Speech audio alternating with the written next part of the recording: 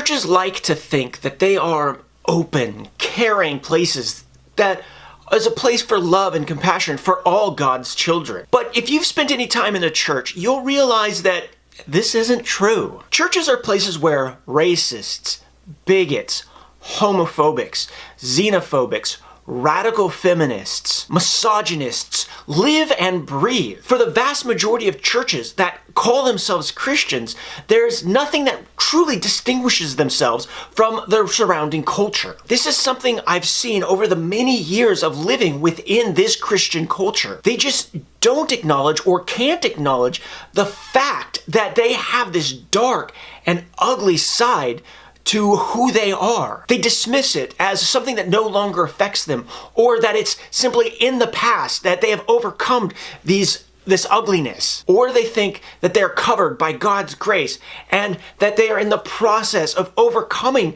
this ugly side, so they don't even think about it, thinking that it will naturally go away as a process of staying a Christian. They say these things only to make themselves feel better about the ugliness inside of them that is on display for everybody to see. Now, if somebody points out this ugliness to them, they are ridiculed, dismissed, or simply told, "Leave me alone, I'm working on my issues, you work on yours." They are, as everybody can see, hypocrites and two-faced liars. The reason why they don't acknowledge their ugliness is because if they did, they would become like everybody else. And this is something that they just can't have. Because to be a Christian is to be separate, to be different from the ordinary rabble that they see around them. This is why they can't acknowledge that despicable, ugly nature that we see in them. They are told that they are set apart by God, which means that if they ever confess that they hold to the same misogyny, xenophobic, racist, radical feminist ideas that the rest of the world holds, that means that in honesty, that they are not set apart by God, that they are just like everybody else.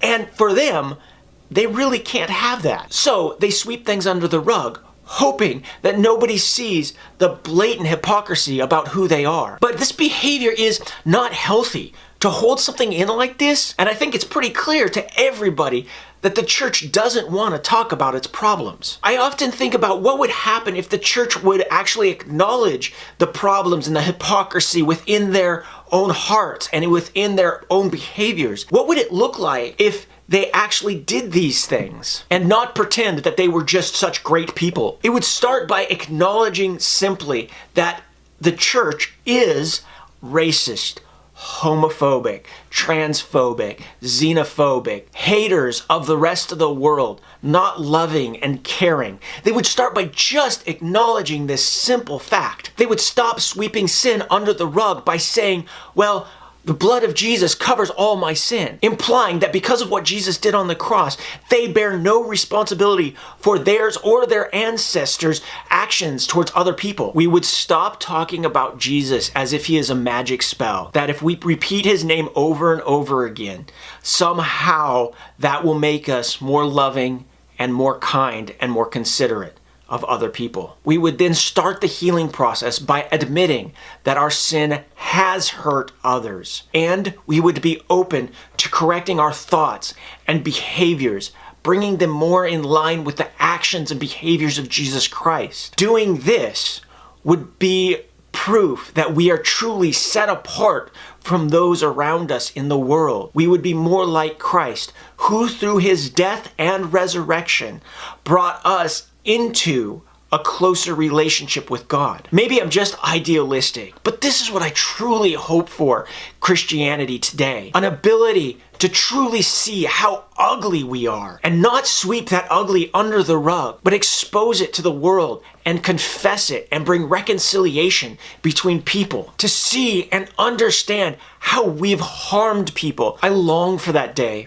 But outside of a miraculous act of God, I don't see Christianity today being able to accomplish this. It's sad, really. My name is David Patton. I publish videos talking about my Christian faith and my journey through it. Thank you for watching. Have a wonderful week, and God bless.